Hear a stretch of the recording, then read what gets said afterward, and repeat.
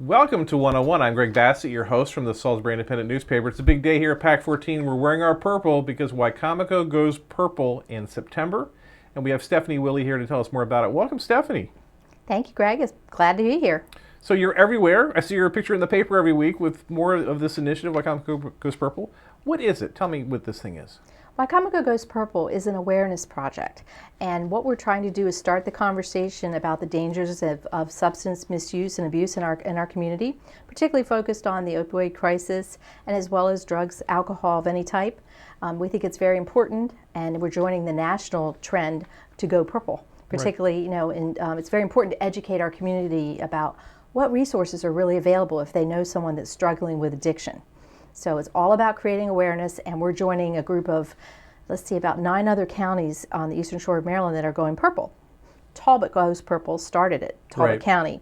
And the whole Purple Project movement is part of Chris Herron's project, who is a retired basketball player who had addiction problems. And he's been on the shore several times recently talking to students and community forums and whatnot, talking about his story. He was even actually featured on ESPN recently. His whole story was telecast. So a lot of counties have climbed on board and are going purple, and I'm very happy to say that Wicomico is going purple this year too for the whole month of September. Our health department's done a good job. They embraced this idea early of confronting it. Our sheriff's certainly very eloquent on Absolutely. The issue. So we've made some progress, but the awareness is really important because people have to keep talking about this thing. They can't feel like we've dealt with it, we know about it. You really need to constantly talk about it, socialize in talking about it. It's really important to be aware. Yes, it is, and that's why we're trying to engage every aspect of the community. I'll speak to just a few of the sectors. I have a wonderful committee. First of all, let me just say the Wicomico Goes Purple project is a collaboration with the Wicomico County Opioid Intervention Team, right. the Salisbury Area Chamber of Commerce, in partnership with the Community Foundation of the Eastern Shore. And I have a group of about 20 individuals that are on my steering committee. And I have a co-chair, 2 co-chairs. I have Chrissy Bowie Simpson and Dave Fitzgerald are my co-chairs. And my honorary chairs are Sheriff Lewis and State's Attorney Jamie Dykes. It's very, very important, again, to have all sectors involved. At the school level, Wicomico County Board of Education has really climbed on board with our project. Dr. Hanlon has been very supportive, and she's doing a Go Purple theme for her kickoff. They're all going to wear the purple at the kickoff? That's correct, at the kickoff, and they're going to have resources available there, information. They're giving out bracelets. They have their own version of our t-shirts, which I'm wearing one today, and we'll talk about how to get those a little bit later. The Board of Education has now, under the guidance of Christy Gleshico, who they hired to supervise the after-school programs and the opioid coordinator to begin with, but now she's overseeing the after-school programs. We now have a Go Purple Club in every middle and every high school in this county. And what that means is these students that are interested are meeting after school, having dialogues about drug abuse and alcohol abuse and the dangers of it. They're doing fun projects like rock painting, making purple cupcakes. We had a fabulous event at Prince Street Elementary School with the 5th graders. We brought the JMB Go Purple Club over to engage with the 5th graders in a Go Purple field day, and that was done in May of this year. And we also had Jake Day's wife give her story. Right. And it was very very inspiring. And they're taking that to all the schools, I'm told, so all the 5th graders will hear her story and again get engaged with this movement. The younger we can reach people, the better, to educate them. So that's exciting. And going forward into the school year in September, we're going to have Go Purple football games at the stadium. I believe those events will be on our calendar, which we can talk about a little bit later. But Christy's very, very engaged and enthusiastic and has climbed on board again with the project. And I'm very pleased with what's going on at the Board of Education. Yeah, my son just lost a friend, 22 years old, and she had the battle, and she was doing better, and we all just sort of stopped paying attention because we thought she was okay. but you're never okay. And you have to keep having that conversation. You have to keep that engagement going. So this program, I think, really helps with that. It absolutely does, because you can go to our website at any time and we have lists of treatment providers, resources, and it's very important. You just hit on something, you know, when somebody becomes an addict, they're always an addict. So they really need to be able to be engaged constantly with the treatment programs and going to meetings or whatever their program entails. And it's not something that just goes away like magic. Yeah. And there also is a lot of stigma associated with who is an addict or who is, you know, who's in trouble. It could be anybody. It could be anybody. Absolutely. It can start innocently with just like a knee injury, a sports injury. And you start on painkillers and you just get addicted to them if you're not given the right types of painkillers. And we've made a lot of strides in our community with the hospitals, changed a lot of the ways they prescribe medication. And I'm sure you'll be hearing more about that later in the program. Peninsula Regional Medical Center is our presenting sponsor for Wicomico Goes Purple, and they are tremendously engaged in helping us with this project. Right, and we're going to have Lauren Hughes on a little bit later to talk about some articles that she's written for my newspaper and for some others that help people, you know, connect people's stories to the problem so they can understand more about what goes on, because it can happen to anybody. Yes, and PRMC they've just been tremendous. They have also changed the way their protocols for prescribing medication. So if you go to the emergency room, you're not going to get 25 pills. You know, they've limited the amount of pain medication that they're distributing and the types of medication that they're distributing for pain. So what happens is when somebody does get addicted and they can't get the medication from doctors, they turn to street drugs. That's when you get into heroin and heroin less with fentanyl. We've had several overdoses in recent weeks, and it's tragic. It really is. Yeah, I was in the hospital 6 or 8 months ago. I had vertigo, and there was a man in the room next to me was screaming, "I'm a veteran, I need my Oxycontin." And they were like, "You're not getting any Oxycontin," you know. But it was like, it was tense because that man needed his drug, and I don't know what he was in there for, but he was pretty adamant. And I was like, my gosh, this guy's got a problem. Exactly, and then at that point, the folks at PRMC are going to do their best to get him into the right program and the right protocol to turn that around. Right. And that's why it's very important. That's why on our website we really have a comprehensive list. You just click on it, it links you to all the great providers in our community that people can turn to when they need help, or family members who know someone struggling. That's the key. That's very important too. Yeah. And being aware of the signs of addiction is very important. Yeah, there's that trailer thing that helps educate parents where kids could be hiding these things. And you want to trust, the whole trust but verify thing plays into this. You want to talk about that a little bit? Sure. We just had it out at our opioid awareness event at the city park. The Wicomico County Opioid Intervention Team has put together a magnificent trailer which parents, and we don't allow children in there at all. It's simply for parents and you know, any community member to get educated on where folks can hide drugs and paraphernalia that they use to consume the drugs in a bedroom. Right. And it's fascinating. I learned a lot by just going through the tour myself. And we're giving tours throughout the month of September. You can come to, we're going to have several events. Wicomico Goes Purple, again, is about creating awareness. So let's talk a little bit, if that's okay, about my events. August 31st is our kickoff event. Right, you're going to be at the Shorebird Stadium. Let's talk about that. It's a big game that night too, and you're going to have all this going on. So sorry. Well, Chris Bitters is an amazing partner, the Shorebirds. They really are, and we approached them. Hudson Health Services is sponsoring the fireworks that night, so it's a perfect timing. And August 31st is actually National Overdose Awareness Day. Is that a Saturday? It is a Saturday night this year. It's always August 31st. Okay. So it happened to be, the stars lined up and it all worked out, so we asked the Shorebirds to partner with us and go purple. Right. So everyone coming through the stadium gates will get one of our bracelets. Okay.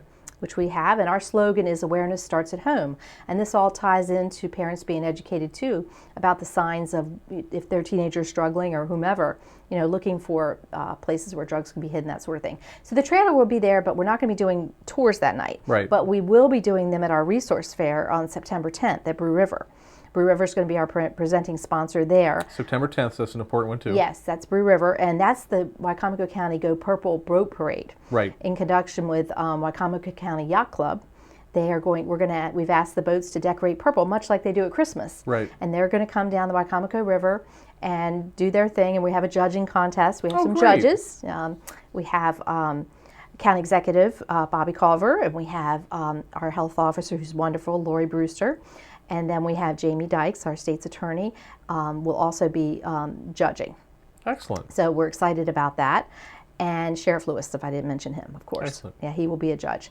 So, and then at Brew River, we have an entire room filled with resource tables again, so people can come through and get information. Outside, we will have the trailer open for tours, so people can actually go through and see and get educated on the sources and places people hide drugs. What's your website called again? WicomicoGoesPurple.com. That's the website.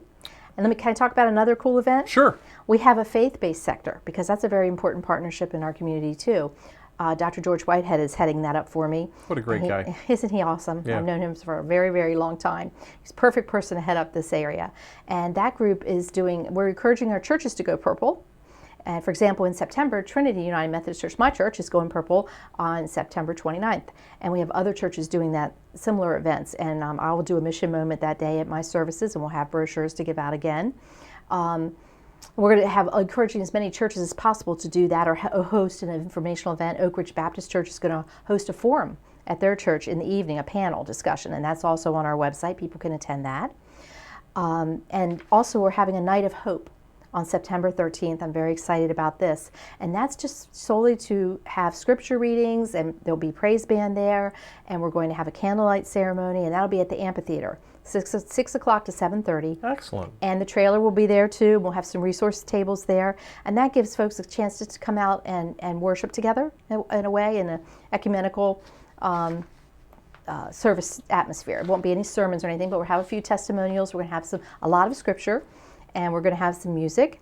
Just building community. It's exactly, really important. and a candlelight ceremony at the end. I'm grateful my church has donated the candles, so that's going to be awesome. Let's see. So we've talked about that. We talked about Brew River, which is very important, our Go Purple Boat Parade. And we've talked about the Night of Hope. We've talked about August 31st. Our county executive will be throwing out the first pitch. We're encouraging everybody to wear purple, of course. You can come to the Chamber of Commerce is selling our T-shirts. And we're actually offering a 2-for-1 deal right now, because we want to get as many T-shirts out as we can in the community. And wear the bracelets. We have our bracelets. We have yard signs available. People can go to the website and request these. Edie Supply got just stocked everything purple light bulbs in their showroom. I'm going over there after I film today to take them some brochures and things they're going to give out for me. Tell me about this decorating contest that's going on downtown. Well, on middle of September, just before Third Friday, we are going to go around and judge. We've asked all the downtown businesses, as many as want to participate, to decorate their windows. So Mayor Day and myself and Bill Chambers will be the judges for that, and we are going to award some prizes to the business that decorates the most purple. So we're encouraging all the businesses to light up purple, and I have lots of businesses that have already agreed to do that, so we're excited about that. Excellent.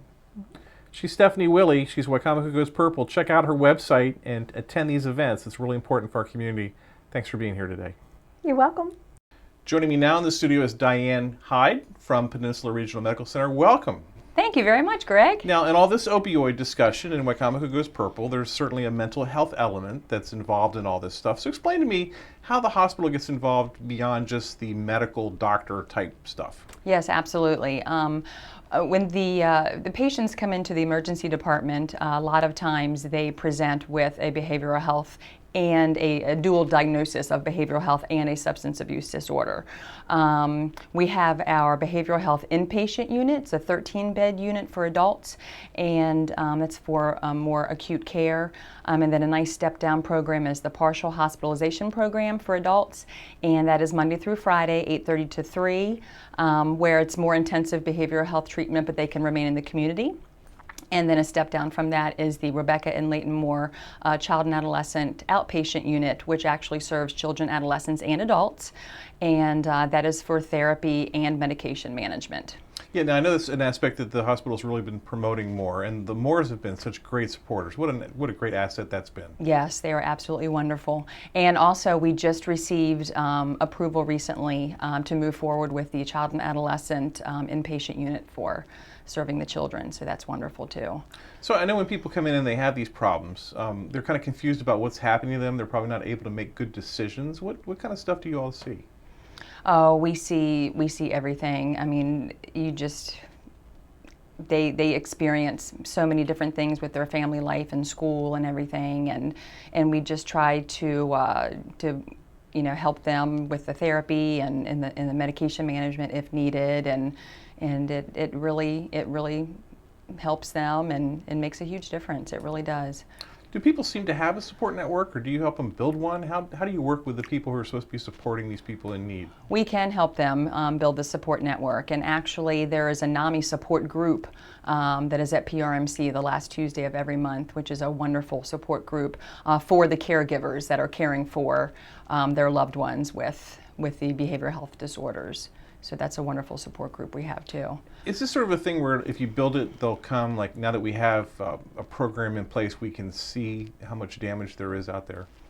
Absolutely, and the behavioral health services are growing and growing, and it's really, we will actually have substance abuse treatment over in McCready in the near future as well.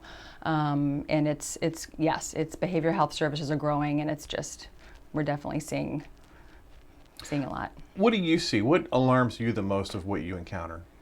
Oh, goodness. Well, I don't deal specifically with the patients, but I think the most alarming is the opioid crisis, absolutely. And the Go Purple campaign is just wonderful, and I think it's really helped decrease the patients that come in through the ED that present with an opioid addiction. And I just think that we connect them with community resources, and it is just a really good team, good teamwork. I had a parent tell me recently, I'm not sure how this applies, but she said the thing with her kid which drove her the craziest was the lies, the constant lies. That there were so many opportunities for this kid to cry for help or to tell them what was really going on.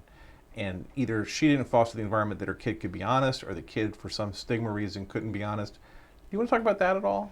Well, I think when they come in and meet with the therapist, and they know they're in a safe space and they can speak with that therapist, and if they possibly need medication management, sometimes that will just help them, put them on the right path, and help them realize that there are people out there that want to help them, and that they don't have to be lying to their parents. And sometimes they need to speak to a therapist and somebody other than their parent to really open up and talk about how they're feeling and what they're going through. And the problem's big enough and widespread enough that it's not necessarily unique. It's nothing to be ashamed of. Exactly. And there is a stigma with it, and I know that's why there are so many campaigns out there to try to erase that stigma. And I think it's going really well. I think things are really changing over the years. It's getting much better. Is there something the public can do to help change perception, or help the hospital, help you all do what you all do there? I think just being aware and trying to be involved.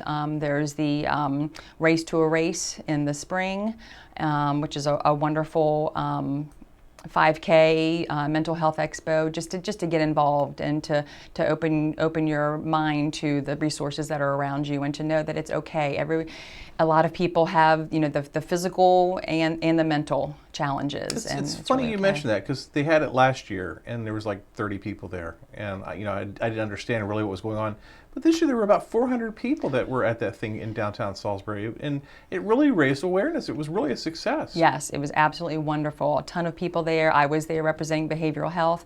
The mental health expo was wonderful. So many people came out. It was absolutely wonderful. Yeah, Yes. it really became an event. It really was. Yes, good tradition. Yeah, and you saw a lot of people talking about these issues. It was really, I was really impressed with it. Yes, it was wonderful. Great turnout.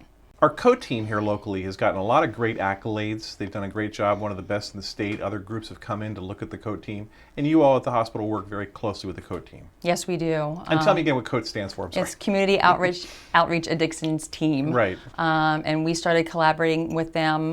We increased collaboration with them in 2016, and we work very closely with them. And from what I hear, the people that come in that present with the substance abuse disorders really has decreased.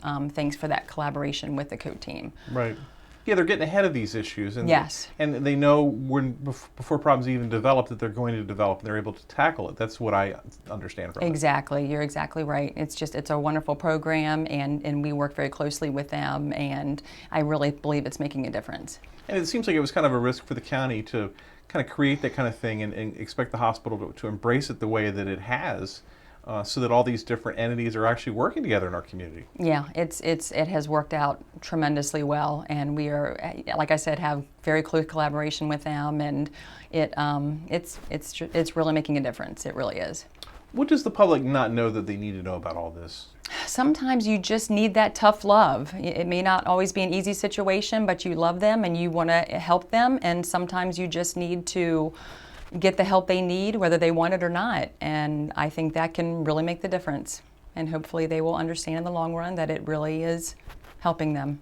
She's Diane Hyde. We're thrilled that she was here with us today. Thank you so much for being here. Thank you. I appreciate it. Joining me now in the studio is Laren Hughes from Peninsula Regional Medical Center. Welcome, Laren. Thank you. Now, you are the author of a series of stories. They're going to appear in my favorite newspaper, the Salisbury Independent, which talk about Wicomico Goes Purple. That's going to try to illustrate some of what's going on out there so that people can understand our problem. So, as the presenting sponsor of Wicomico Goes Purple, Peninsula Regional Medical Center has put together a series of stories. We interviewed recovering addicts and people who have been impacted by substance abuse. So we'll be interviewing 3 different people, and the stories will appear in the Salisbury Independent, and we'll have the videos that go with these articles online to just, tell people about the heartbreaking or the heartbreak that substance abuse can cause. Yeah, and as an editor, I see this all the time where people are able to read these stories and they actually are able to understand things better by hearing other people's stories told. It's fascinating because there's really a stigma with substance abuse now, and the people that we've interviewed are people who never would you ever think would have a problem. Substance abuse is rampant in our community, and it's a big problem and people don't realize.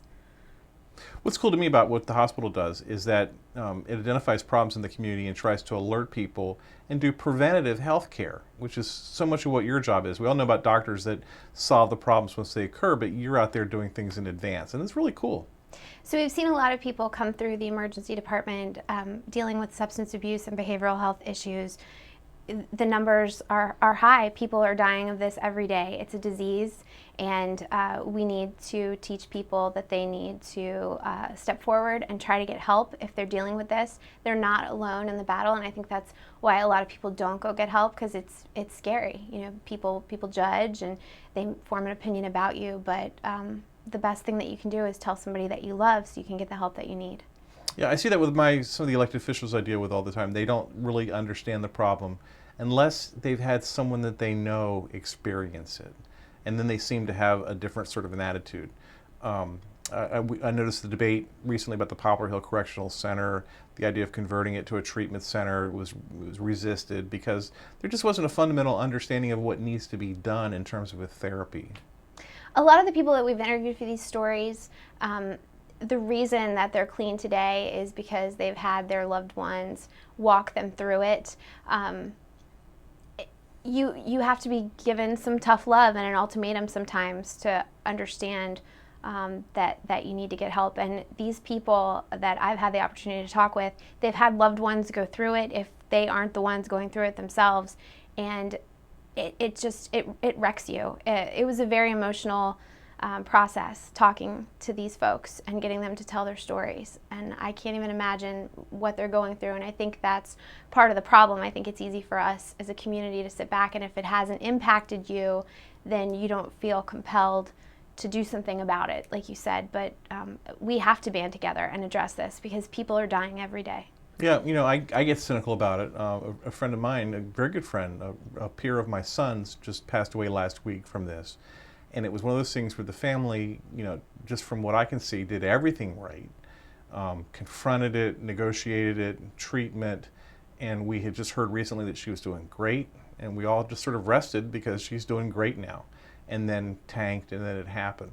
And it's just so tragic because they're doing everything correctly, but still they get caught in it. I think it's easy to slip back into it. I think it's easy to, if something happens in your life, what we're hearing from a lot of these people who are in recovery is they kind of depend on it to lift them up. And a common theme with the recovery is that a lot of these folks have found a bigger purpose, and they are using their experiences to counsel other people who are going through the same thing, and a lot of the times that keeps them on the road to recovery. But it's a real shame, and you can't just say to your loved ones, it's time to get help, or we're going to go get help, and then that's over. It's a lifelong battle. It's hard. It must be cool for you. You're a reporter in the community for a long time, writing stories about people, and now here you are still in a kind of a different part of your career, writing stories that are going to alert people about a problem. I am truly blessed. I have loved this project. It's been eye-opening. It's been an educational experience, and it certainly makes me want to do more to help the problem. And that's part of the reason why I got involved with Wicomico Goes Purple. The committee is out in the community trying to raise awareness about this issue, and we have a ton of events going on in the hospital and throughout Wicomico County, and we're lighting buildings purple, and we are putting out videos on social media and trying to get people to understand just how important it is and band together. Yeah, and the sensitivity that you've used in these videos and the production, the people you've interviewed, it really is a testament to you, I think, that you've been able to do this. You've understood what needs to be done in order to tell this story. Thank you. We talked about the co-team a little bit before, but they've really been a big asset to the community. Absolutely, and one of the ladies that we interviewed for our articles, her name is Tumor, and she's a recovering addict, and she's been very open about her struggle with addiction.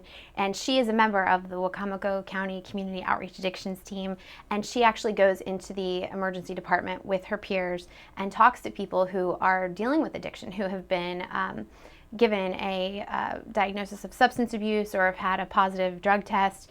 And that's just been amazingly successful. The number of opioid overdoses that have come into the ED since the COAT team has been visiting PRMC has gone down significantly. So we're very lucky to have them. Yeah, the community's really rallied around this, and there's been great improvements. And we're so lucky at Peninsula Regional Medical Center because it's a priority for the executive team and for the folks there.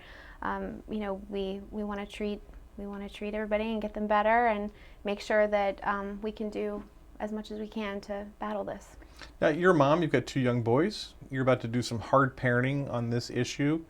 What have you learned as a mom that you're going to apply to how you deal with your kids? I think I've learned that every situation is different. A lot of people talk about tough love and cracking down and making sure you give them the education that they need. But it's hard when you have kids. I don't think there's any one answer. I think you just have to. It's kind of hard to step back from it and look at it in an analytical point of view, I think, maybe. Yeah, and I think the hard thing is that as a mom or a dad, you think that your kids are always going to make the right decisions, and you feel like you've given them the education that they need to make good choices. But the sad part is that this disease affects everyone. It doesn't matter if you're the best parent in the world. You know, kids get involved with the wrong crowd, and things happen, and it doesn't make them bad kids. It just means we need to rally around them and give them the support that they need. Well, I'm excited to read these articles in the Salisbury Independent. They're going to be through the month of September. Yeah, they'll be in print every Thursday, so make sure you pick up a copy of the Salisbury Independent to learn more. She's Lauren Hughes from Peninsula Regional Medical Center. We're thrilled that she was here today. Thank you so much for being here. Thank you for having me. I'm Greg Bassett from the Salisbury Independent newspaper. Another edition of 101 right here on PAC 14.